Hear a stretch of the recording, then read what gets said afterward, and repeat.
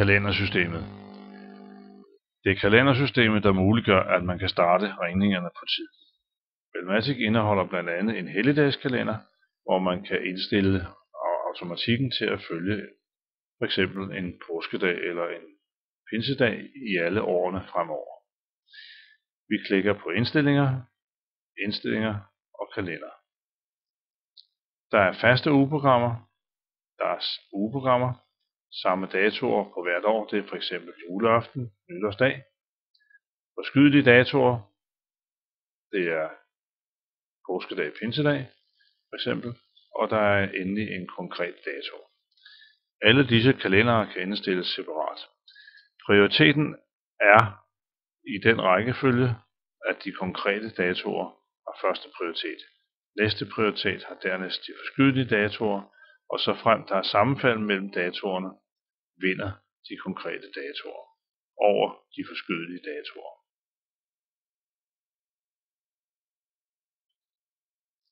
Her ser vi de forskydelige dage.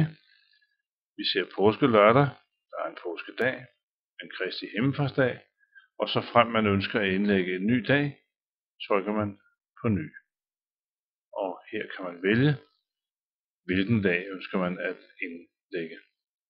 Vi kan fx indlægge anden pinsedag og sige, at vi skal have en regning klokken 10, og denne regning skal være en højmesse. Og vi trykker OK. Her ser vi, at anden pinsedag er kommet ind på linjen, og vi husker at trykke OK igen. Hvis vi trækker bjælken her lidt ned,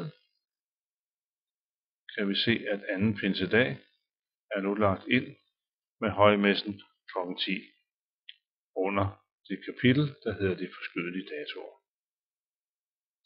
Samme gør sig gældende for de konkrete datoer og for ugeprogrammerne. Hvis man ønsker at se regningerne i kronologisk orden, trykker man på kalender, og her kan man se de regninger, der kommer i perioden fra den 12.9. til den 12.10. Vi kan trække bjælken ned og følge den i dagene fremover.